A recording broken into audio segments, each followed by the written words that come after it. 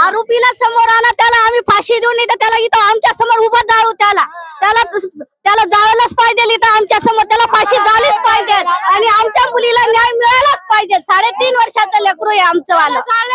जाळल्याशिवाय आम्ही इथून हलणार नाही. आम्हाला न्याय मिळालाच पाहिजे. तुमच्याकडे नाही होणार तर आम्ही जाऊ त्याला इथं. आम्हाला न्याय मिळाला पाहिजे. शेतकरी बाहेर काही संगे वागेल का? शेतात काम करावं लागतं आई वडिलांना, संगे घ्यावं लागेल का मुलांना? कोणाच्या विरोधात मुलं आम्ही आता त्याला मारतात. एक सेकंदला एवढा वेळ का लावताय तुम्ही? लवकर आणा इथं. आम्ही आमच्या समोर जाळू, आमच्या हाताने ते बी. मालेगाव तालुक्यातील डोंगराळे या छोट्या गावात 3 वर्षाच्या चिमुकलीवर अमानुष प्रकार झाला. अशा घटना ऐकल्यावर काळीच पिळवटून निघतं. सकाळपर्यंत खेळणारी, दुडूदुडू धावणारी, हसणारी ती लहानगी दुपारी सापडेना म्हणून घरच्यांनी शोध सुरू केला. गावभर शोध घेतल्यानंतर ती गंभीर अवस्थेत आढळली आणि नंतर मृत्यू झाल्याचं संपलं आणि होत्याचं नव्हतं झालं.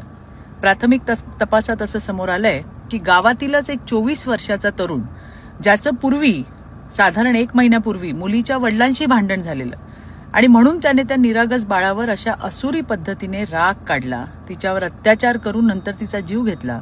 पोलिसांनी तातडीने कारवाई करत अर्ध्या तासात त्या हरामखोर विजय खैरनारला अटक केली आहे. अशा राक्षसी मनोवृत्तीला महाराष्ट्रात थारा नाही. आम्ही पीडित कुटुंबासोबत खंबीरपणे उभे आहोत. या प्रकरणात त्या चिमुकलीला न्याय मिळावा म्हणून देवाभाऊंच्या नेतृत्वात सरकार सर्वतोपरी मदत करणार आहे. पीडित कुटुंबियांना चांगल्यात चांगला वकील देऊन फास्ट ट्रॅकवर केस चालवली जाईल आणि त्या हरामखोराला कठोरात कठोर शिक्षा म्हणजे फाशीच व्हायला पाहिजे आणि तिला न्याय मिळेपर्यंत आम्ही शांत बसणार नाही. मला हेच सांगायचंय, समाजात असे वावरणारे विकृत लांडगे यांना ठेचायची आता वेळ आलेली आहे आणि त्यासाठी तुम्ही आणि आम्ही, आपण सगळ्यांनी हातात हात घालून ही विकृती संपवायला पाहिजे. धन्यवाद. जय हिंद, जय महाराष्ट्र. मालेगाव तालुक्याच्या डोंगराळे गावामध्ये एका 3.5 वर्षाच्या बालिकेचा एका नराधमाने त्या ठिकाणी निर्घृणपणे खून केलेला आहे.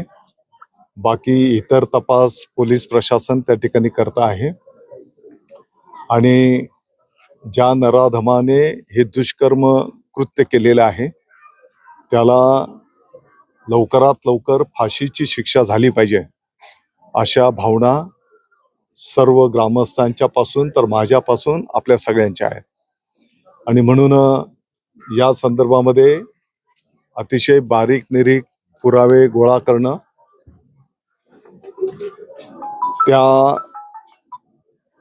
दुर्दैवी पार्थिवाचं postmortem in camera forensic lab पद्धतीने नाशिकला संपन्न झालेला आहे. पोलीस प्रशासनाने आरोपीला कालच ताब्यात घेतलेला आहे. उद्याच मी स्वतः माननीय मुख्यमंत्री महोदय, उपमुख्यमंत्री महोदयांना ही अतिशय दुर्दैवी, मानवतेला काळिमा फासणारी जी काही घटना आहे त्या घटनेच्या संदर्भामध्ये माहिती देणार आहे.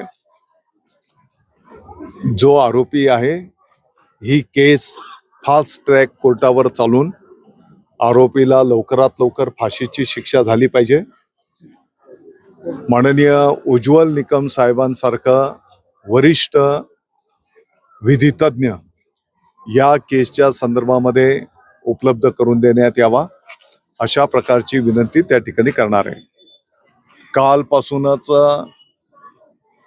ॲडिशनल SP महोदयांच्या पासून आणि आज स्वतः नाशिकचे ग्रामीण SP या सर्व घटनेमध्ये स्वतः जातीने लक्ष देऊन सर्व कागदपत्र, पुरावे आणि जी काही कायदेशीर प्रोसेस आहे ती पूर्ण करण्याचं काम त्या ठिकाणी करत आहेत. मला वाटतं की आपल्या सर्वांच्या या संदर्भातल्या भावना अतिशय तीव्र आहेत आणि म्हणून आरोपीला लवकरात लवकर फाशी झाली पाहिजे यासाठी ही केस फास्ट ट्रॅक कोर्टातनं चालवण्यात यावी आणि ज्येष्ठ विधितज्ञ या केसच्या साठी उपलब्ध करून देण्यात यावेत अशी विनंती मी स्वतः माननीय मुख्यमंत्री महोदय, माननीय उपमुख्यमंत्री महोदयांना करणार आहे.